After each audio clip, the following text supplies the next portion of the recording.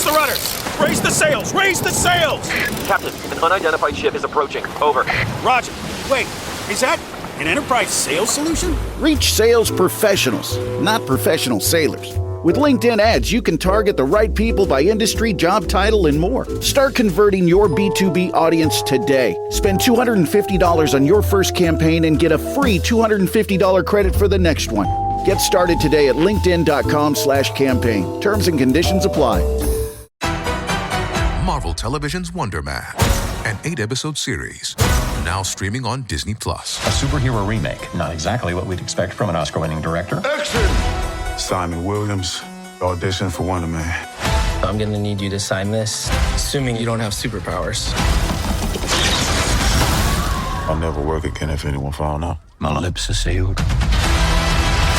Marvel Television's Wonder Man. All 8 episodes now streaming, only on Disney+.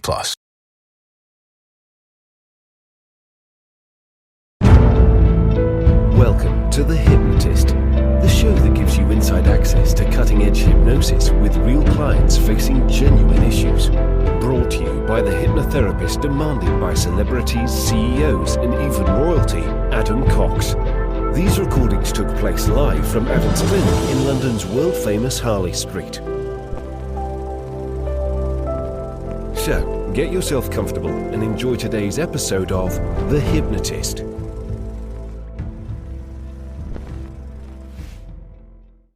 Let me ask you a question. What is your absolute worst fear? And not the kind of imaginary fear like monsters and ghosts. I'm talking about real plausible fears, even if they're unlikely.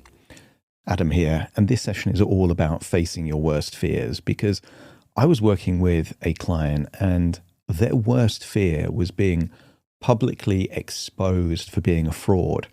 Here's the interesting thing.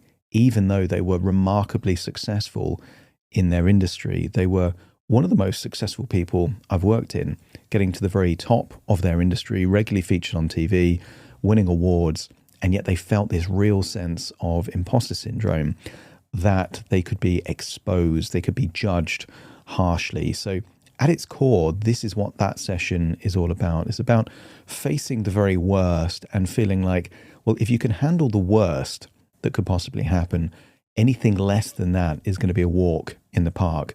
So I want you to think of what is the absolute worst thing. And rather than what if that happens, you think, well, even if that happens, I'd still be okay. I could handle it. And the more you think in terms of even if rather than what if, the more resilient you are. The phrase what if is a strategy for anxiety.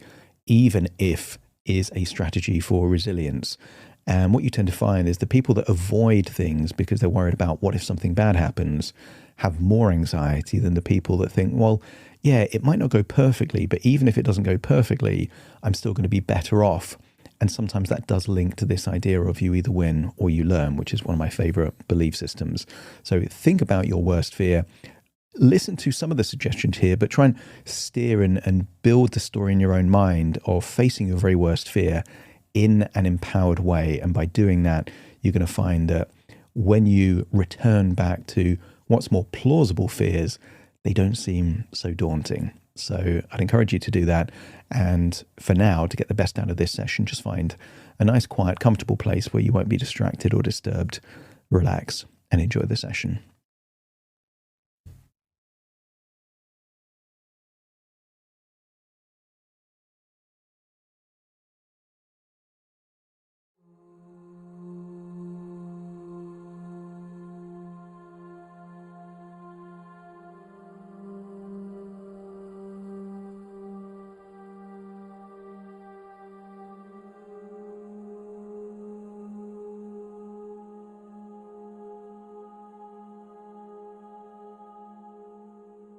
Take a deep breath in. And as you breathe in that wonderful feeling of calm relaxation. And as you exhale, feel a wonderful feeling of release. as if any fears and worries and tension is just melting away and leaving your body in your outward breath.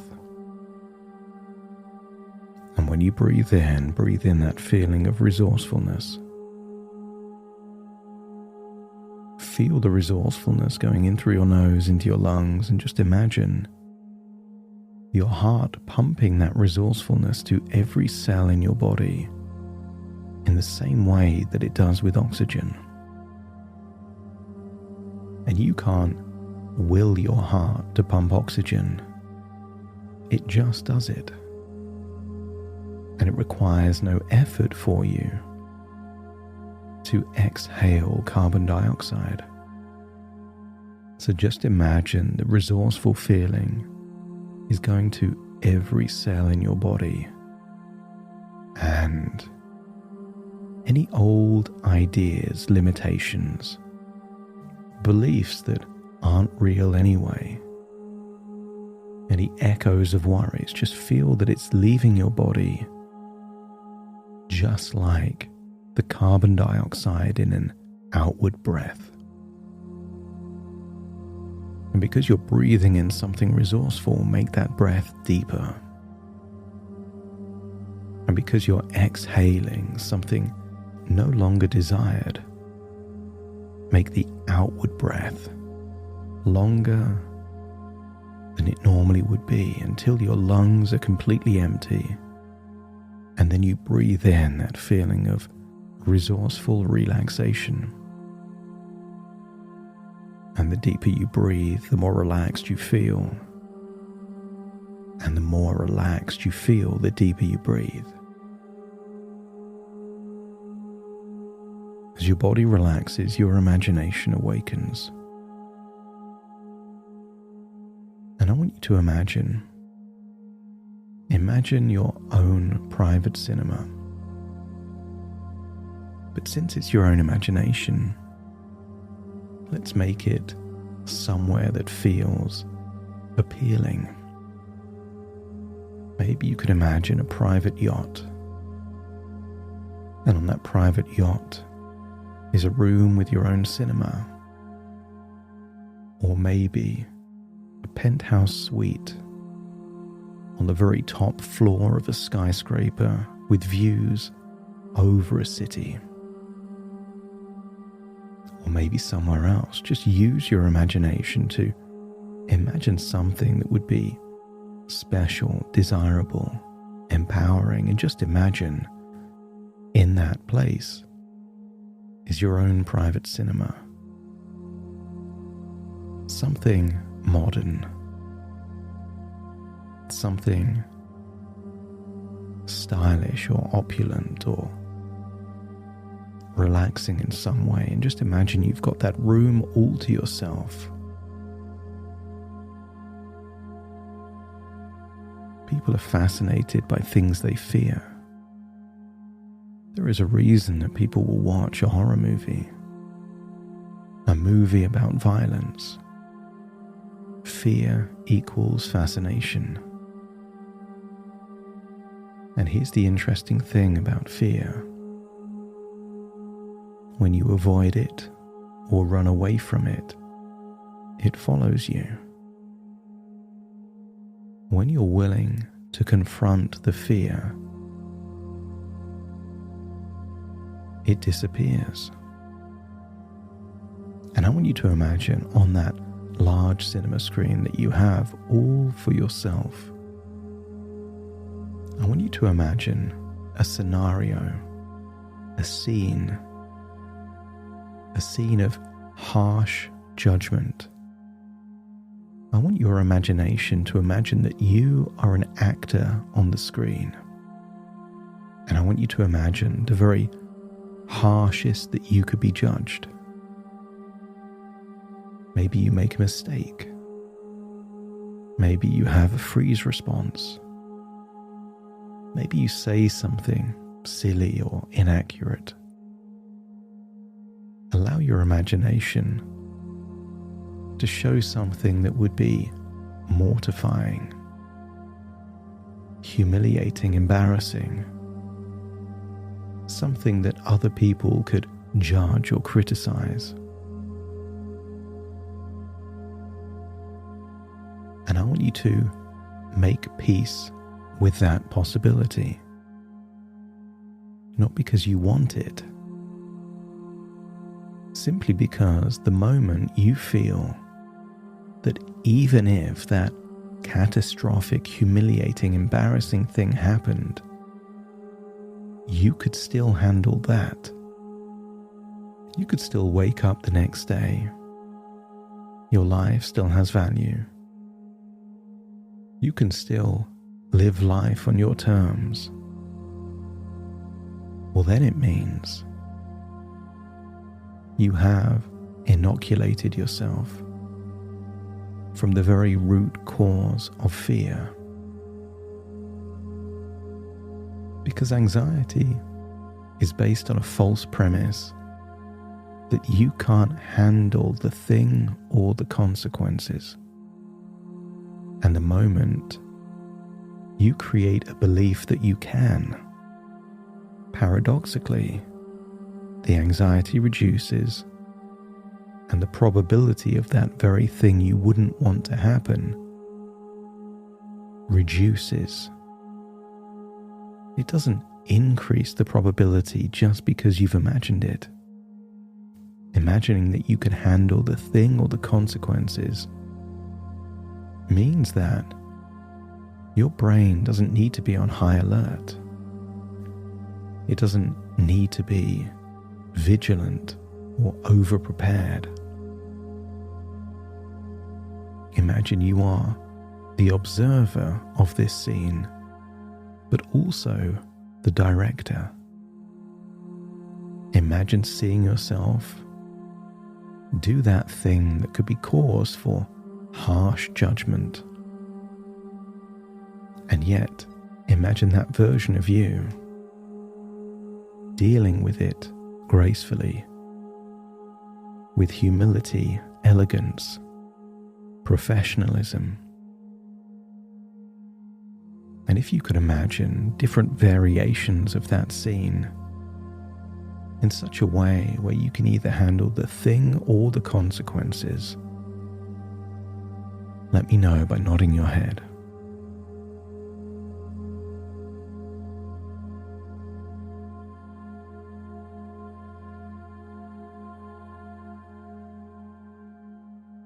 That's it. And then think of one more scenario like that. Maybe it's the same people, same environment, but maybe a different response. Or maybe the same type of response, but a different scenario that causes it. And I want you to get a feeling that that version of you can handle that outcome.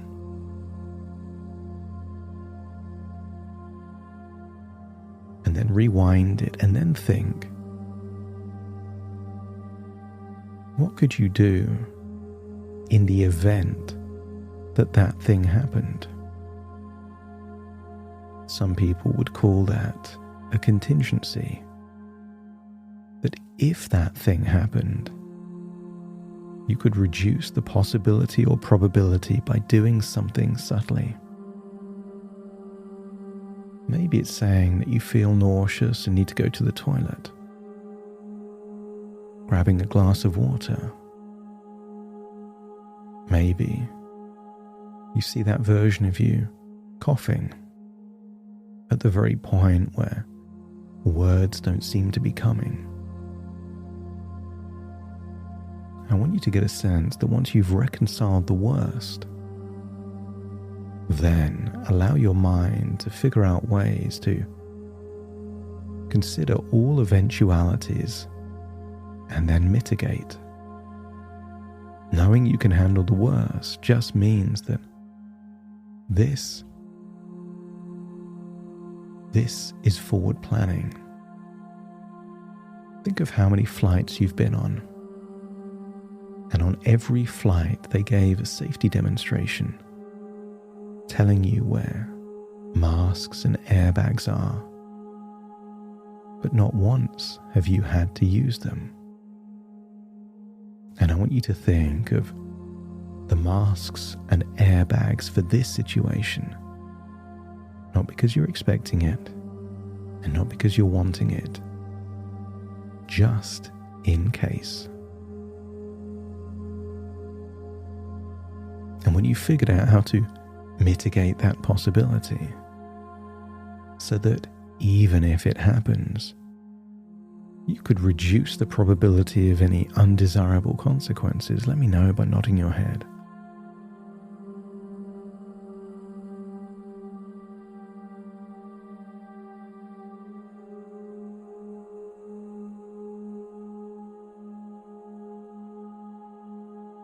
That's it.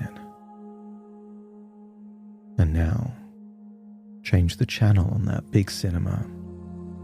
And instead of a scene of judgment, I want you to imagine a scene of conflict, confrontation. Allow your imagination to show you your worst nightmare. Maybe it's being confronted publicly. Maybe it's being attacked on your character, your credibility, or something else. And just imagine that version of you doesn't want that, but if needs be, could handle that. And every time you see a scene, rewind it and change it slightly. All the iterations and variations all seem manageable. The confrontation itself and any consequences. And when you could imagine dealing with that worst case scenario just as the observer seeing yourself on that screen, let me know by nodding your head.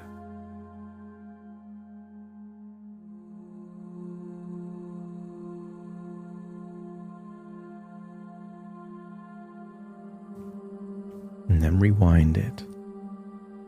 And then think of those contingencies that if you were confronted, if someone did want conflict, what could you do to de-escalate?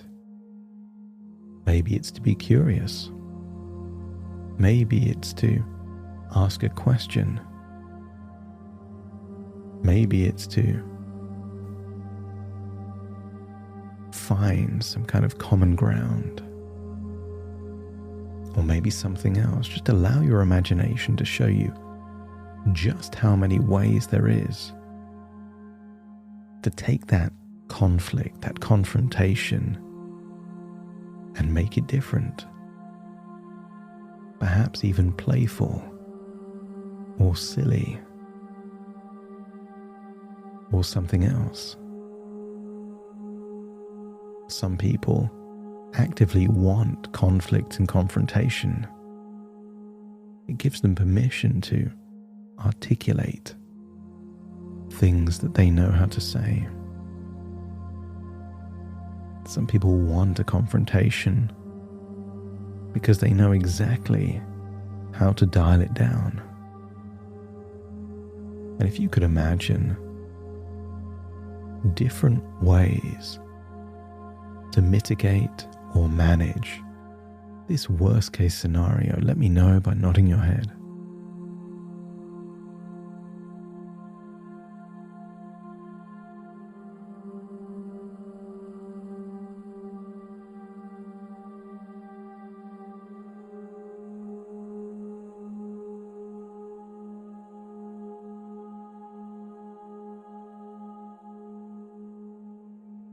That's it. And I want you to get a belief that comes from this. That if you can handle and manage these worst case scenarios, then by definition, you can handle everything that is less than these things. This is training at altitude for resilience. Even if these things happened, you can handle it, means that you can handle everything up to these things. Which then means that everything becomes a lower stakes situation. It becomes no big deal. It becomes manageable. And paradoxically, the more you seek out these things that you've been avoiding, the more you build a belief that you have the resources to handle it. And each time that belief gets stronger, you'll feel more confident, and any anxiety or worry becomes more elusive. Your brain is interpreting how to feel based on what you do. When you request to speak, anxiety gets less. When you want to speak first, anxiety gets less. When you invite disagreement, criticism, your unconscious comes to the belief that you can handle disagreements, differing opinions, and each time you become more and more resilient. And just imagine on that screen seeing yourself 1 year from now doing something in such a calm, confident way that once upon a time would have put you on edge, but in the future seems well within your grasp. Consider this, a post-hypnotic suggestion that these changes here will seek a chain reaction. You will move towards the things you've been avoiding. Anxiety becomes more elusive. A part of you wants these worst case scenarios to happen so that you can banish the demon and it never returns. There's a part within you that wants to hold the tarantula so that the spiders aren't scary. And in doing so, you build a new belief. A belief that these things that used to haunt you no longer bother you. When the belief changes, the emotions also change. Allow the beliefs to change. From I can't handle this to, well, if that thing did happen, I could totally handle it. I'd be fine. And then imagine dialing down all of the physical sensations that bothered you in the past, just feel less and less and less. And then imagine leaving that cinema, but seeing something that looks like a thermostat right by the door. But instead of it showing temperature, it shows confidence and optimism. And see the number that they're currently on, a number between 1 and 10, and just dial it up a few notches for either of them. If it's a 5, get it to an 8. If it's a 7, get it to a 9. If it's a 9, dial it up to a 10. And just feel that optimism and confidence are now higher than it was before as you leave that room. And maybe you could imagine looking out around you, the ocean, the cityscape, or something else, and then imagine it's time to float all the way back to the present, taking these wonderful feelings with you, new ideas, a bring it on attitude. So take a deep breath in through your nose and out through your nose. Wiggle your fingers and wiggle your toes. Connect and calibrate into the here and the now. As I now count from 1 to 10 to awaken you. Starting to count. 1, 2, 3, waking up. 4, 5, 6, more alert. 7, 8, open your eyes, open your eyes. 9, 10, wide awake, wide awake, wide awake.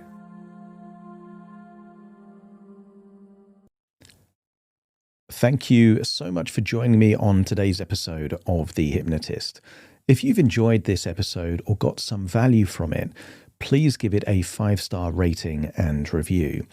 And maybe you know someone that would also benefit from this particular episode, in which case share the episode with them so they can also get the benefit too.